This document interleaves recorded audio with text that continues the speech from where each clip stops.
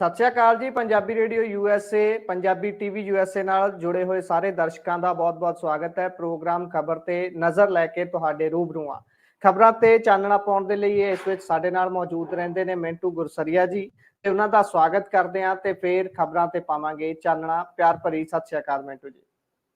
ਜੀ ਸ਼ੁਕਰੀਆ ਜੀ ਗੁਰਪ੍ਰੀਤ ਜੀ। ਸਾਰਿਆਂ ਨੂੰ ਪਿਆਰ ਭਰੀ ਸਤਿ ਸ੍ਰੀ ਅਕਾਲ। ਸਾਰਿਆਂ ਨੂੰ ਮੁਬਾਰਕਬਾਦ ਬੰਦੀ ਛੋੜ ਦਿਹਾੜਾ ਅਤੇ ਦੀਵਾਲੀ ਦੀ।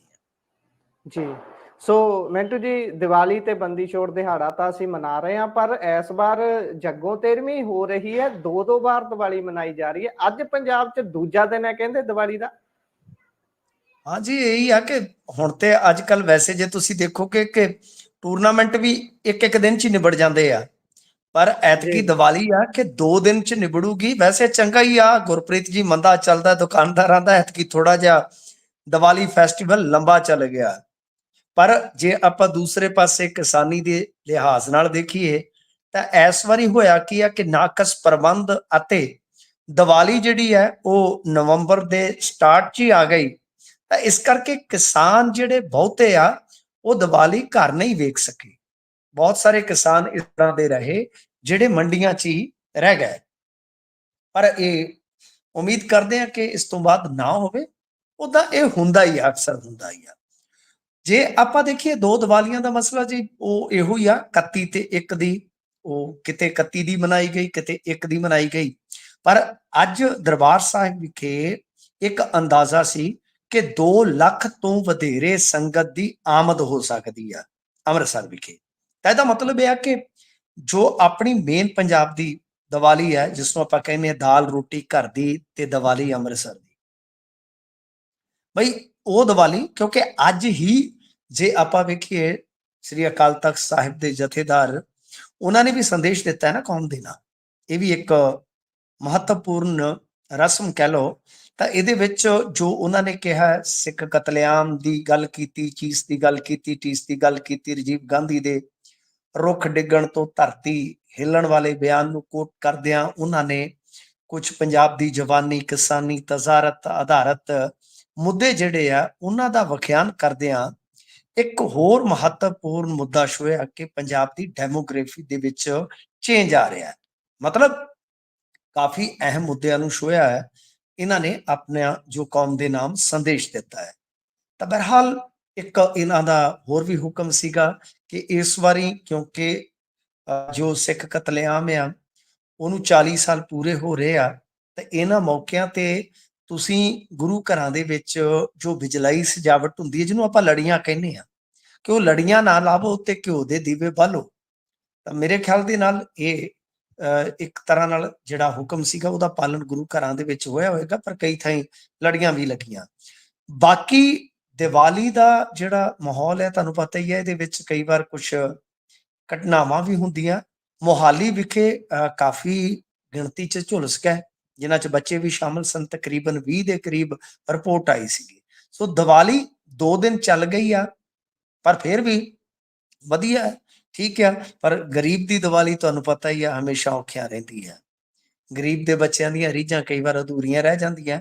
ਸੋ ਦੁਆ ਕਰਦੇ ਆ, ਕਾਮਨਾ ਕਰਦੇ ਆ ਕਿ ਸਾਰਿਆਂ ਵਾਸਤੇ ਇਹ ਦੀਵਾਲੀ ਜਿਹੜੀ ਹੈ ਉਹ ਬਈ ਖੁਸ਼ਹਾਲੀ ਲੈ ਕੇ ਆਵੇ, ਤੇ ਜੋ ਗਰੀਬ ਗੁਰਬਾ ਹੈ ਆਉਣ ਵਾਲੇ ਸਮੇਂ ਦੇ ਵਿੱਚ ਉਹ ਵੀ ਇੱਕ ਖੁਸ਼ਹਾਲ ਦੀਵਾਲੀ ਜਿਹੜੀ ਹੈ ਉਹ ਮਾਣ ਸਕੇ। ਜੀ ਸੋ ਅਧਾਰਾ ਪੰਜਾਬੀ ਰੇਡੀਓ USA ਵੀ ਸਾਰਿਆਂ ਨੂੰ ਦੀਵਾਲੀ ਦੀ ਬਹੁਤ-ਬਹੁਤ ਮੁਬਾਰਕਬਾਦ ਦਿੰਦਾ ਹੈ। ਤੋ ਇਸੇ ਦੇ ਨਾਲ ਅੱਗੇ ਵਧਦੇ ਹਾਂ। ਗੁਰਮੀਤ ਸਿੰਘ ਮੀਤਹਿਰ ਹੁਣੀ ਕਹਿੰਦੇ ਸੀ ਕਿ ਡੇਂਗੂ ਦੇ ਡੰਗੇ ਹੋਏ ਨੇ, ਪਰ ਬਹੁਤੇ ਤਾਂ ਲੋਕ ਵਿੱਚ ਟਾਂਚਾਂ ਜੀਆਂ ਕਰੀ ਜਾਂਦੇ, ਕਹਿੰਦੇ ਬਾਠ ਦੇ ਡੰਗੇ ਹੋਏ ਸੀ, ਪਰ ਹੁਣ ਮੈਦਾਨ 'ਚ ਵਾਪਸ ਆ ਗਏ ਨੇ ਜੀ। ਕੀ ਹੈ ਰਿਪੋਰਟ ਉੱਥੇ ਦੀ? ਦੇਖੋ ਆਉਣਾ ਹੀ ਪੈਣਾ ਸੀਗਾ। ਇੱਕ ਨਾ ਮੁਹੰਮਦ ਸਦੀਕ ਤੇ ਰਣਜੀਤ ਕੌਰ ਦਾ ਨਾ ਦੁਗਾਣਾ ਸੀ ਟੱਪਿਆਂ ਵਾਲਾ, ਕਿਹੜੇ ਹੌਸਲੇ। ਉਹਦੇ 'ਚ ਨਾ ਰਣਜੀਤ ਕੌਰ ਕਹਿੰਦੀ, ਫੀਮੇਲ ਸਿੰਗਰ, ਉਹ ਕਹਿੰਦੀ ਕਿਹੜੇ ਹੌਸਲੇ ਗਿੱਧੇ ਦੇ ਵਿੱਚ ਜਾਵਾਂ, ਯਾਰ ਬਿਮਾਰ ਪਿਆ। ਜੀ ਇਸ ਤਰ੍ਹਾਂ ਦੀ ਹਾਲਤ ਬਣ ਗਈ ਸੀ ਕਿ ਧਾਲੀਵਾਲ ਵਾਸਤੇ ਇਹ ਸੂਰਤ ਹਾਲ ਸੀਗੀ ਕਿ ਇਹ ਜਿਹੜਾ ਪਿੜ ਆ, ਵੈਸੇ ਪਿੜ ਗਿੱਧੇ ਵਾਲਾ ਵੀ ਹੁੰਦਾ, ਇਹ ਸਿਆਸੀ ਤੁਹਾਨੂੰ ਪਤਾ ਪਿੜ ਆ, ਕਿ ਇਹਦੇ ਵਿੱਚ ਕਿਹੜੇ ਹੌਸਲੇ ਜਾਈਏ ਯਾਰ, ਕਿਉਂਕਿ ਬਾਠ ਦੇ ਤਾਂ ਠਾਠ ਹੋ ਰਹੇ ਨੇ, ਉਸਨੂੰ ਤੇ ਹਮਦਰਦੀ ਮਿਲ ਰਹੀ ਆ ਤੇ ਬਿਲਕੁਲ ਵੇਵ ਬਣ ਰਹੀ ਆ। ਆਪਾਂ ਇਹ ਤਾਂ ਨਹੀਂ ਕਹਿ ਰਹੇ ਗੁਰਪ੍ਰੀਤ ਜੀ ਕਿ ਗੁਰਪ੍ਰੀਤ ਸਿੰਘ ਕਹਵੇ ਕਿ ਮਿੰਟੂ ਕਹਵੇ ਕਿ ਭਾਈ ਸਾਰਾ ਕੁਝ ਡਨ ਹੋ ਗਿਆ, ਬਾਠ ਸਾਹਿਬ ਜਿੱਤੂਗਾ, ਪਰ ਉਹਨਾਂ ਨੇ ਮਾਹੌਲ ਬਣਾ ਦਿੱਤਾ ਸਾਹਿਬ। ਮਾਹੌਲ ਬਹੁਤ ਵੱਡੀ ਚੀਜ਼ ਹੁੰਦੀ ਹੈ। ਉਹ ਮਾਹੌਲ ਜਦੋਂ ਬਣ ਜਾਂਦਾ ਨਾ, ਫਿਰ ਹਾਥੀ ਵੀ ਜ਼ੋਰ ਲਾ ਦਿੰਦੇ ਆ। ਇੱਕ ਛੋਟੀ ਜਿਹੀ ਕਹਾਣੀ ਵੀ ਸੁਣਾ ਦਿੰਦਾ ਮਾਹੌਲ ਨਾਲ ਜੁੜਦੀ। ਇੱਕ ਵਾਰੀ ਇੱਕ ਰਾਜ ਦਰਬਾਰ ਦਾ ਹਾਥੀ ਰਿਟਾਇਰ ਕਰ ਦਿੱਤਾ ਗਿਆ, ਥੋੜਾ ਬਜ਼ੁਰਗ ਹੋ ਗਿਆ। ਕਹਿੰਦੇ ਵੀ ਬਹੁਤ ਜੰਗਾਂ ਇਹਨੇ ਜਿਤਾਈਆਂ, ਆਪਾਂ ਇਹਨੂੰ ਹੁਣ ਸੇਵਾ ਟਹਿਲ ਵਾਸਤੇ ਛੱਡ ਦਈਏ। ਤੇ ਹੋਇਆ ਕਿ ਉਹਦੇ ਤੇ ਜੋ ਲੱਗੇ ਸੀ ਮੁਹਾਵਤ ਵਗੈਰਾ, ਤੇ ਉਹਨਾਂ ਨੇ ਖੂਬ ਸੇਵਾ ਟਹਿਲ ਕਰਨੀ। ਅਖੀਰ ਇੱਕ ਦਿਨ ਉਹਨਾਂ ਨੇ ਕਿਹਾ ਕਿ ਇਹਨੂੰ ਨਦੀ ਚ ਨਹਾ ਕੇ ਲਿਆਈਏ। ਜਦੋਂ ਨਹਾਉਣ ਗਏ ਤੇ ਉਹ ਤੇ ਉੱਥੇ ਬੈਠ ਗਿਆ, ਉਹ ਤੇ ਨਿਕਲੇ ਹੀ ਨਾ। ਬੜਾ ਜ਼ੋਰ ਲਾਇਆ, ਨਿਕਲੇ ਤੇ ਉੱਥੋਂ ਕੋਈ ਸਿਆਣਾ ਆਦਮੀ ਜਾ ਰਿਹਾ ਸੀ। ਉਹਨੇ ਕਿਹਾ ਕੀ ਚੱਕਰ ਚੱਲ ਗਿਆ? ਤੇ ਉਹਨਾਂ ਕਿਹਾ ਜੀ ਇਹ ਬੜਾ ਛਾਈ ਹਾਥੀ ਸੀਗਾ ਸਾਡਾ, ਬੜੀਆਂ ਜੰਗਾਂ ਜਿਤਾਈਆਂ ਇਹਨੇ ਸਾਹਿਬ, ਪਰ ਅੱਜ ਨਦੀ ਚ ਨਹਾਉਣ ਲਿਆਏ ਸੀਗੇ, ਇਹ ਤੇ ਉੱਠ ਹੀ ਨਹੀਂ ਰਿਹਾ, ਇਹ ਤੇ ਨਿਕਲ ਹੀ ਨਹੀਂ ਰਿਹਾ। ਉਹਨੇ ਆਖਿਆ ਇਹ ਤੁਸੀਂ ਮਾਹੌਲ ਜਿਹੜਾ ਹੈ ਨਾ, ਉਹ ਤਮਾਸ਼ਬੀਨ ਵਾਲਾ ਬਣਾ ਰੱਖਿਆ ਸਰ, ਇੱਥੇ ਮਾਹੌਲ ਜੰਗ ਵਾਲਾ ਬਣਾ ਦਿਓ। ਤੇ ਉਹੀ ਗੱਲ ਹੈ, ਜਦੋਂ ਰਣ ਸਿੰਘਾ ਵਜਾਇਆ, ਜਦੋਂ ਮਾਹੌਲ ਜੰਗ ਵਰਗਾ ਤਿਆਰ ਹੋਇਆ, ਹਾਥੀ ਨੇ ਮਾਰੀ ਛਾਲ ਤੇ ਹੋ ਗਿਆ। ਸੋ ਮਾਹੌਲ ਬਣਾਉਣਾ ਜਿਹੜਾ ਹੈ ਉਹ ਬਹੁਤ ਜ਼ਰੂਰੀ ਹੁੰਦਾ। ਤਾਂ ਗੱਲ ਇਹ ਕਿ ਮਾਹੌਲ ਬਣ ਚੁੱਕਾ ਉੱਥੇ, ਬਾਠ ਠਾਠ ਥੋੜੇ ਵਿਖਾ ਰਹੇ ਨੇ, ਪਰ ਆਪਾਂ ਇਹ ਨਹੀਂ ਕਹਿ ਸਕਦੇ ਕਿ ਇਹ ਸਭ ਕੁਝ ਜੀ ਹੁਣ ਡਨ ਹੋ ਗਿਆ। ਕਿਉਂਕਿ ਹਾਲੇ ਕੇਵਲ ਢਿੱਲੋਂ, ਕਾਲਾ ਢਿੱਲੋਂ, ਉਹਨਾਂ ਨੇ ਟਾਪ ਗੇਅਰ ਪਾਉਣਾ ਹੈ। ਉਹ ਹਾਲੇ ਦੂਜੇ ਤੀਜੇ ਗੇਅਰ ਦੇ ਵਿੱਚ ਗੱਡੀ ਜਿਹੜੀ ਹੈ ਰੇੜ ਰਹੇ ਆ। ਇਸ ਤੋਂ ਇਲਾਵਾ ਹੁਣ ਮੀਤ ਹੇਅਰ ਦੀ ਜਿਹੜੀ ਆਪਾਂ ਕਹੀਏ ਬਿਮਾਰੀ ਸੀ, ਉਹ ਡੇਂਗੂ, ਤੁਹਾਨੂੰ ਪਤਾ ਹੀ ਹੈ, ਬਹੁਤ ਕਮਜ਼ੋਰ ਕਰਦਾ ਹੈ। ਜਿਹੜਾ ਵੀ ਆਪਣਾ ਕੋਈ ਅਜ਼ੀਜ਼, ਕੋਈ ਆਪਣਾ ਪਿਆਰਾ ਕਦੇ ਇਹਦੇ ਤੋਂ ਗ੍ਰਸਤ ਹੋ ਜਾਵੇ, ਤੇ ਆਪਾਂ ਦੇਖਦੇ ਹਾਂ ਕਿ ਮੰਜੀ ਤੋਂ ਛੇਤੀ ਉੱਠਦਾ ਨਹੀਂ, ਕਾਫੀ ਲੰਮੀ ਰੈਸਟ ਲੈਣੀ ਪੈਂਦੀ ਹੈ, ਕਿਉਂਕਿ ਵੀਕਨੈਸ ਬਹੁਤ ਆਉਂਦੀ ਹੈ। ਤਾਂ ਹੁਣ ਇਹਦੇ ਵਿੱਚ ਕੀ ਹੈ ਕਿ ਇਹ ਜਿਹੜੇ ਮੀਤ ਹੇਅਰ ਸਾਹਿਬ ਨੇ, ਇਹਨਾਂ ਨੇ ਜਲਦੀ ਰਿਕਵਰੀ ਦਿਖਾਈ, ਤੇ ਉਸ ਤੋਂ ਬਾਅਦ ਇਹਨਾਂ ਨੇ ਕੁਝ ਪਿੰਡਾਂ ਦਾ ਵਿਜ਼ਿਟ ਵੀ ਕੀਤਾ।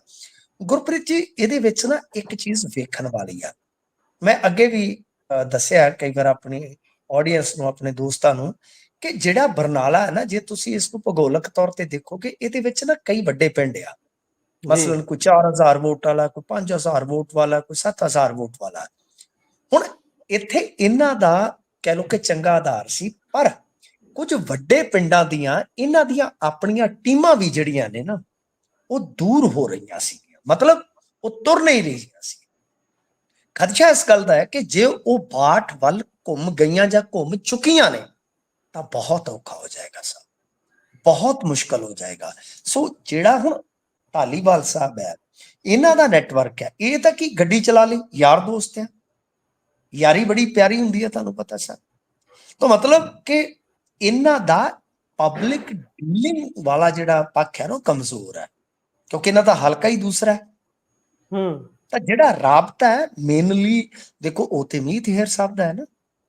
ਦੂਜੀ ਗੱਲ, ਹੁਣ ਜਿੱਤ ਹਾਰ ਜੋ ਹੋਣੀ ਹੈ ਸਭ, ਉਹ ਵੀ ਖਾਤੇ ਚ ਕਿਹਦੇ ਜੁੜਨੀ ਹੈ? ਗੁਰਮੀਤ ਸਿੰਘ ਮੀਤ ਹੇਅਰ ਦੇ।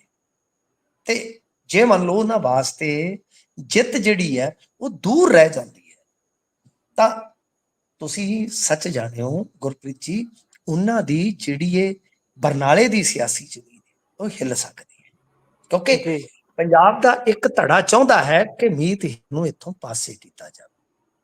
ਬਹੁਤ ਵੱਡਾ ਧੜਾ, ਵੱਡੀ ਕੁਰਸੀ ਵਾਲਾ ਧੜਾ ਕਹਿ ਸਕਦੇ ਹਾਂ ਆਪਾਂ। ਸੋ ਇਸ ਕਰਕੇ ਮੀਤ ਹੇਅਰ ਨੂੰ ਪਤਾ ਹੈ ਕਿ ਮੇਰਾ ਜੰਮਿਆ ਸਿੱਕਾ ਜੇ ਇੱਕ ਵਾਰੀ ਉਲਟ ਗਿਆ, ਪਲਟ ਗਿਆ, ਤਾਂ ਮੁੜ ਉਹ ਵੈਸੀ ਗੱਲ ਬਣਾਉਣੀ ਬਹੁਤ ਔਖੀ ਹੈ। ਬਿਲਕੁਲ ਤੁਸੀਂ ਦਰੁਸਤ ਫਰਮਾਇਆ। ਜਿੰਨੀਆਂ ਕੁ ਸਾਡੇ ਕੋਲ ਰਿਪੋਰਟਾਂ ਨੇ ਕਿ ਗੁਰਦੀਪ ਸਿੰਘ ਬਾਠ ਦੇ ਨਾਲ ਕੁਝ ਹਮਦਰਦੀ ਦੀ ਲਹਿਰ ਹੈ, ਕੁਝ ਉਹਨਾਂ ਦਾ ਆਪਣਾ ਰਸੂਖ ਹੈ, ਪਰ ਇਹ ਸਾਫ਼ ਹੈ, ਸਪਸ਼ਟ ਆ ਕਿ ਬਰਨਾਲੇ ਦੀ ਸੀਟ ਜਿਹੜੀ ਹੈ ਉਹ ਗੁਰਪ੍ਰੀਤ ਜੀ ਖਾਸੀ ਫਸ ਗਈ ਹੈ, ਆਪਾਂ ਕਹਿ ਸਕਦੇ ਹਾਂ ਕਿ ਫਸੀ ਹੋਈ ਹੈ ਜੀ। ਸੋ ਦੇਖਦੇ ਹਾਂ ਬਣਦਾ ਕੀ ਆ। ਜੇ ਗਿੱਦੜਬਾਹੇ ਤੋਂ ਬਾਅਦ ਕਿਸੇ ਸੀਟ ਦੀ ਗੱਲ ਹੁੰਦੀ ਤੇ ਉਹ ਬਰਨਾਲਾ ਹੀ ਆ।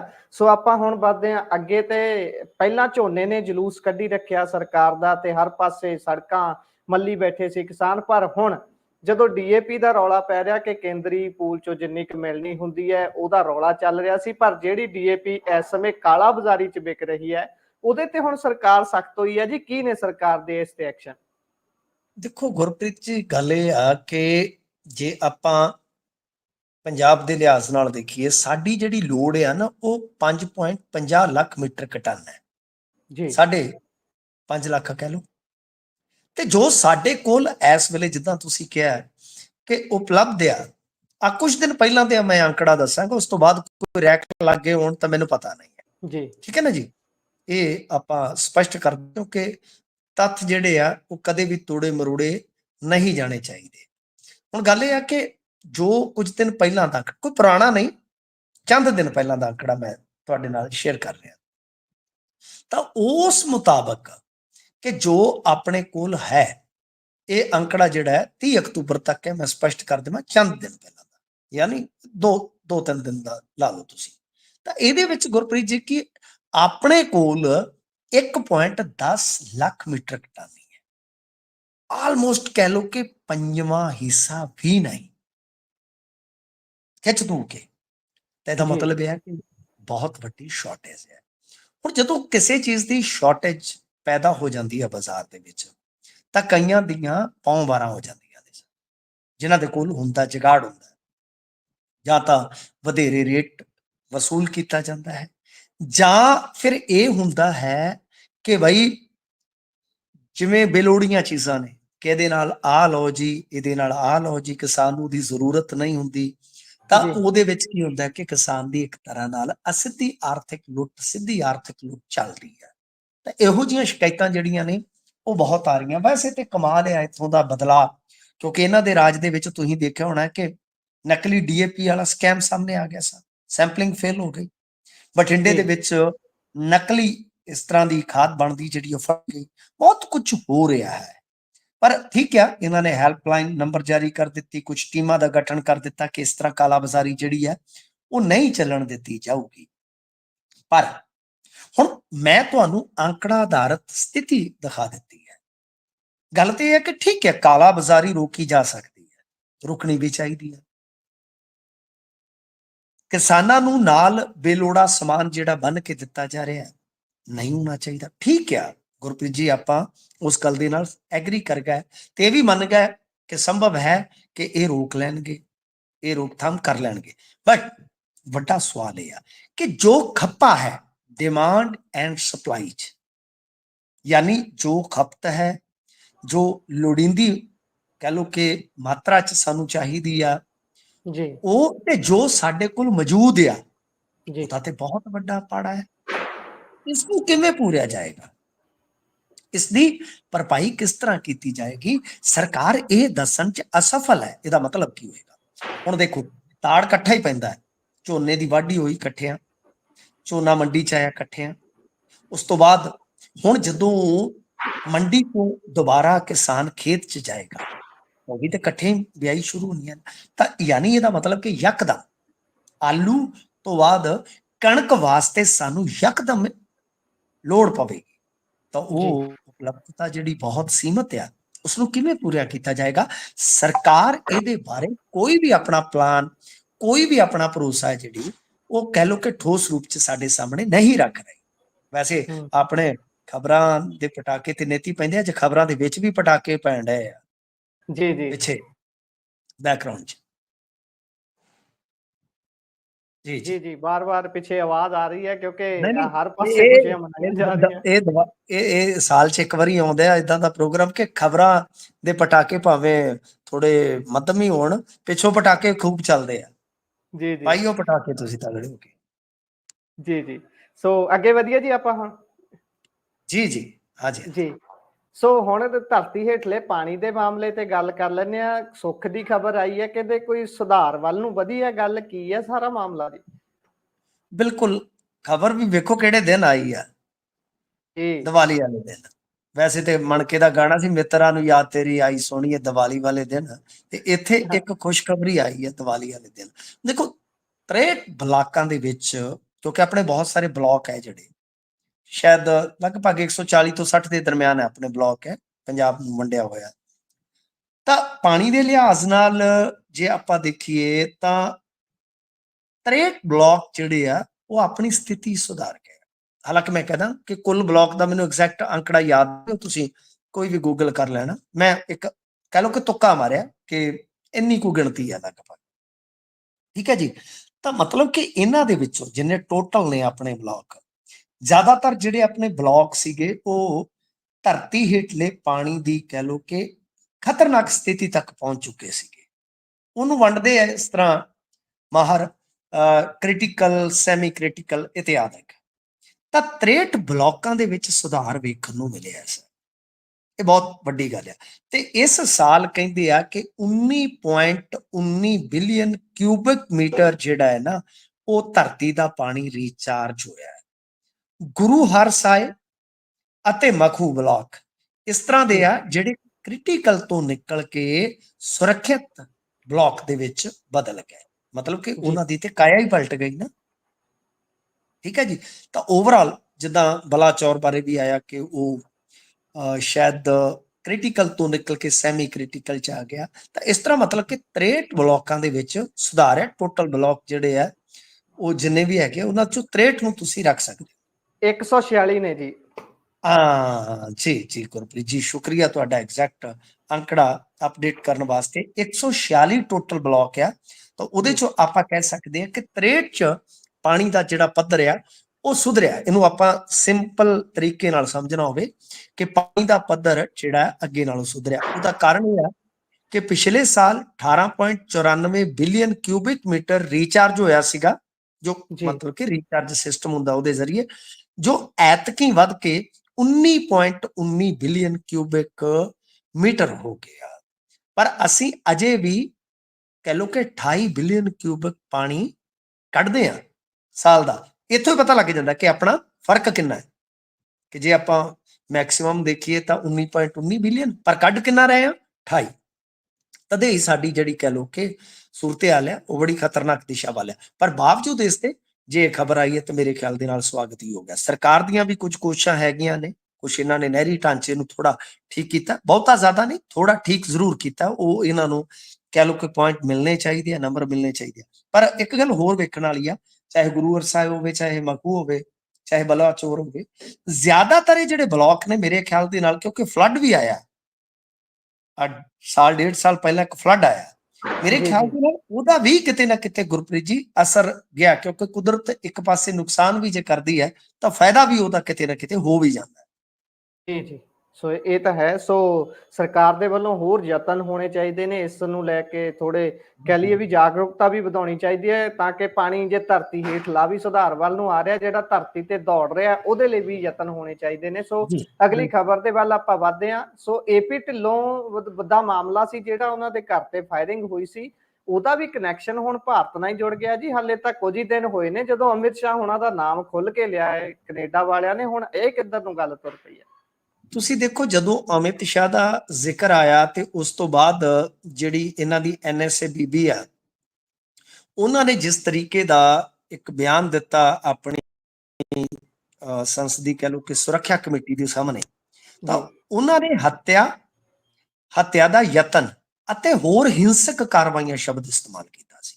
ਹੱਤਿਆ ਨਿੱਜਰ ਮਾਮਲਾ ਹੋ ਗਿਆ, ਹੱਤਿਆ ਦੀ ਕੋਸ਼ਿਸ਼ ਪੰਨੂ ਮਾਮਲਾ ਹੋ ਗਿਆ, ਬਟ ਹੋਰ ਹਿੰਸਕ ਕਿਹੜੀਆਂ ਕੈਨੇਡਾ ਚ ਵਸੂਲੀ ਵਾਸਤੇ, ਜੋ ਡਰਾਉਣ ਧਮਕਾਉਣ ਲਈ ਹਿੰਸਾ ਦਾ ਸਹਾਰਾ ਲਿਆ ਜਾਂਦਾ, ਅਗਜ਼ਨੀ ਹੁੰਦੀ ਹੈ, ਫਾਇਰਿੰਗ ਇਤਿਆਦਿਕ। ਮੇਰੇ ਖਿਆਲ ਦੇ ਨਾਲ, ਮੇਰਾ ਮੰਨਣਾ ਇਹ ਆ ਗੁਰਪ੍ਰੀਤ ਜੀ, ਇਹ ਕੈਨੇਡਾ ਨੇ ਚਾਹੇ ਕਹਿ ਲਓ ਅਸਿੱਧੇ ਢੰਗ ਨਾਲ ਤੇ ਚਾਹੇ ਕਹਿ ਲਓ ਸਿੱਧੇ ਢੰਗ ਨਾਲ ਇਹ ਗੱਲ ਦੁਨੀਆ ਦੇ ਸਾਹਮਣੇ ਰੱਖੀ ਹੈ। ਇਹਦਾ ਮਤਲਬ ਕੀ? ਕਿਉਂਕਿ ਏਪੀ ਢਿੱਲੋਂ ਦੇ ਮਾਮਲੇ 'ਚ ਜੋ ਖਬਰ ਆ ਰਹੀ ਹੈ ਉਹ ਇਹ ਆ ਕਿ ਇੱਕ ਅਭਿਜੀਤ ਨਾਂ ਦਾ ਉਹਨਾਂ ਨੇ ਮੁਲਜ਼ਮ ਫੜ ਲਿਆ, ਇੱਕ ਵਿਕਰਮ ਨਾਂ ਦਾ ਮੁਲਜ਼ਮ ਜਿਹੜਾ ਇਸ ਮਾਮਲੇ 'ਚ ਫਾਇਰਿੰਗ ਕੇਸ ਦੇ ਵਿੱਚ ਮੁਲਜ਼ਮ ਸਮਝਿਆ ਜਾਂਦਾ, ਉਹ ਇੰਡੀਆ ਆ ਗਿਆ। ਹੁਣ ਬੜੀ ਇੱਕ ਮੈਂ ਕਹਿ ਲਓ ਕਿ ਆਮ ਜੀ ਗੱਲ ਕਰਦਾ ਕਿ ਕੋਈ ਬੰਦਾ ਏਪੀ ਢਿੱਲੋਂ ਨਾਲ ਕੋਈ ਖਾਰ ਖਾਂਦਾ, ਉਹ 20 30 40 50 ਲੱਖ ਰੁਪਏ ਖਰਚ ਕਰਕੇ ਕੱਲੀ ਫਾਇਰਿੰਗ ਕਰਨ ਵਾਸਤੇ ਕੈਨੇਡਾ ਜਾਵੇਗਾ ਜੀ? ਕੀ ਇਹ ਮੰਨਿਆ ਜਾ ਸਕਦਾ? ਸ਼ਾਇਦ ਨਹੀਂ। ਇਹਦਾ ਮਤਲਬ ਇਹ ਕਿ ਸੋਚ ਸਮਝ ਕੇ ਹੀ ਫਾਇਰਿੰਗ ਕੀਤੀ ਗਈ, ਪਲੈਨਿੰਗ ਦੇ ਨਾਲ ਫਾਇਰਿੰਗ ਕੀਤੀ ਗਈ। ਸਿੱਧੂ ਮੂਸੇਵਾਲੇ ਤੋਂ ਬਾਅਦ ਅੱਜ ਕੌਮਾਂਤਰੀ ਸੰਗੀਤ ਜਗਤ ਦੇ ਵਿੱਚ ਜੇ ਕੋਈ ਵੱਡਾ ਨਾਮ ਹੈ ਤੇ ਏਪੀ ਢਿੱਲੋਂ ਆ। ਬਹੁਤ ਵੱਡਾ ਨਾਮ ਹੈ ਸਰ ਪੰਜਾਬ ਚ। ਮੈਨੂੰ ਨਹੀਂ ਪਤਾ ਕਿੰਨੇ ਕੁ ਲੋਕ ਜਾਣਦੇ ਹੋਣਗੇ, ਬਟ ਇਸ ਮੁੰਡੇ ਦੀਆਂ ਧੁੰਮਾਂ ਇੰਟਰਨੈਸ਼ਨਲ ਮਿਊਜ਼ਿਕ ਮੰਚ ਤੇ ਹੈਗੀਆਂ ਨੇ। ਸੋ ਗੱਲ ਇਹ ਆ ਕਿ ਬਈ ਹੁਣ ਜੇ ਆਪਾਂ ਵੇਖੀਏ ਜੇ ਇਸ ਹਾਲਤ ਦੇ ਵਿੱਚ, ਤਾਂ ਇਹੋ ਹੈ ਕਿ ਹੁਣ ਮੈਨੂੰ ਇਉਂ ਲੱਗਦਾ ਹੈ ਕਿ ਜਿੱਦਾਂ ਕੁਝ ਬੰਦਿਆਂ ਨਾਲ ਉੱਥੇ ਗੱਲ ਵੀ ਕਰੀਦੀ ਆ, ਗੁਰਪ੍ਰੀਤ ਜੀ, ਜੋ ਸੁਰੱਖਿਆ ਏਜੰਸੀਆਂ ਦੇ ਕੰਮਕਾਰ ਨੂੰ ਜਾਂ ਤਾਂ ਜਾਣਦੇ ਆ ਜਾਂ ਉਹਨਾਂ ਦੇ ਆਪਣੇ ਸੋਰਸਸ ਨੇ ਜੀ, ਜਿੱਦਾਂ ਆਪਣੇ ਵੀ ਹੁੰਦੇ, ਕਿਉਂਕਿ ਭਾਈਚਾਰਾ ਆਪਣਾ ਵੀ ਉੱਥੇ ਸੁਰੱਖਿਆ ਏਜੰਸੀਆਂ ਨਾਲ ਵੀ ਜੁੜਦਾ ਹੈ ਨਾ ਜਾ ਕੇ। ਉੱਥੋਂ ਇੱਕ ਗੱਲ ਕਹਿ ਲਓ ਕਿ ਬੜੀ ਥੋੜੀ ਡੀਕੋਡ ਕਰਨ ਵਾਲੀ ਆ, ਜਿਹੜੀ ਸੁਣਨ ਨੂੰ ਮਿਲਦੀ ਆ ਕਿ ਨਾਨ ਸਟੇਟ ਐਕਟਰ ਜਿਹੜੇ ਹੁੰਦੇ ਆ ਉਹਨਾਂ ਨੂੰ ਕੈਨੇਡਾ ਚ ਭੇਜਿਆ ਗਿਆ, ਯਾਨੀ ਖਾਸ ਤੌਰ ਤੇ ਸਿੱਖ ਕਾਰੋਬਾਰੀ ਜਾਂ ਇਸ ਤਰ੍ਹਾਂ ਦੇ ਵੱਡੇ ਸੈਲੀਬ੍ਰਿਟੀ ਹੈ, ਉਹਨਾਂ ਨੂੰ ਨਿਸ਼ਾਨਾ ਬਣਾਉਣ ਵਾਸਤੇ ਬਕਾਇਦਾ ਡਾਟਾ ਵੀ ਉਹਨਾਂ ਦਾ ਤੈਅ ਕਰਕੇ ਜਿਹੜਾ ਉਹ ਦਿੱਤਾ ਗਿਆ। ਤੇ ਇਹੀ ਗੱਲ ਆ ਕਿ ਜੋ ਇੰਡੀਅਨ ਡਿਪਲੋਮੈਟ ਸੀਗੇ ਉਹਨਾਂ ਤੇ ਗੁਰਪ੍ਰੀਤ ਜੀ ਦੋਸ਼ ਵੀ ਇਹ ਵੀ ਲੱਗਾ ਨਾ ਕਿ ਇਹਨਾਂ ਨੇ ਜਾਣਕਾਰੀਆਂ ਇਕੱਤਰ ਕੀਤੀਆਂ ਤੇ ਉਸ ਤੋਂ ਬਾਅਦ ਦਿੱਲੀ ਗਵਰਨਮੈਂਟ ਨੂੰ ਭੇਜੀਆਂ, ਯਾਨੀ ਮੋਦੀ ਗਵਰਨਮੈਂਟ ਨੂੰ, ਤੇ ਉਸ ਤੋਂ ਬਾਅਦ ਲਾਰੈਂਸ ਨੈਟਵਰਕ ਦੇ ਜ਼ਰੀਏ ਇੱਥੇ ਅੰਜਾਮ ਦਿੱਤਾ ਗਿਆ।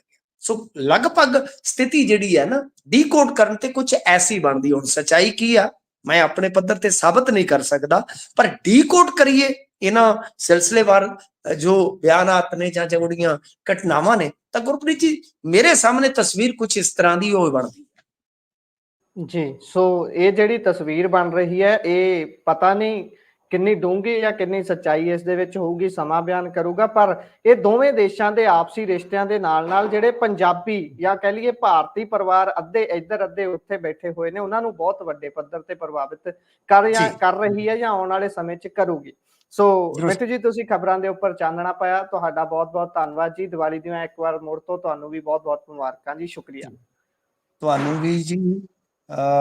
ਅਦਾਰਾ ਜੋ ਸਾਡਾ ਪੰਜਾਬੀ ਰੇਡੀਓ ਯੂਐਸ ਹੈ, ਉਹਦੇ ਵੱਲੋਂ ਉਸ ਟੀਮ ਨੂੰ ਵੀ ਸਮੇਤ ਸਾਰੀ ਆਡੀਅנס ਤੇ ਜੋ ਆਡੀਅנס ਦੇ ਸੱਜਣ ਸਨੇਹੀ ਆ, ਟੱਬਰ ਪਰਿਵਾਰ ਆ, ਸਾਰਿਆਂ ਨੂੰ ਮੇਰੇ ਵੱਲੋਂ ਫਿਰ ਮੁਬਾਰਕਾਂ ਜੀ। ਸ਼ੁਕਰੀਆ ਜੀ।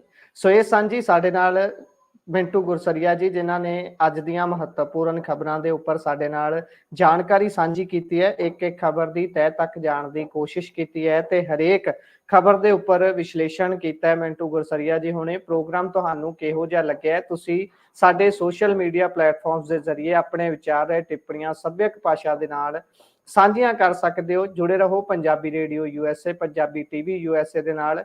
ਯੂਬਾ ਸਿਟੀ ਨਗਰ ਕੀਰਤਨ ਤੋਂ ਲਗਾਤਾਰ ਕਵਰੇਜ ਤੁਹਾਡੇ ਤੱਕ ਲੈ ਕੇ ਪਹੁੰਚਾਂਗੇ ਅਤੇ ਲਗਾਤਾਰ ਕਵਰੇਜ ਤੁਹਾਡੇ ਤੱਕ ਪਹੁੰਚਾ ਰਹੇ ਹਾਂ।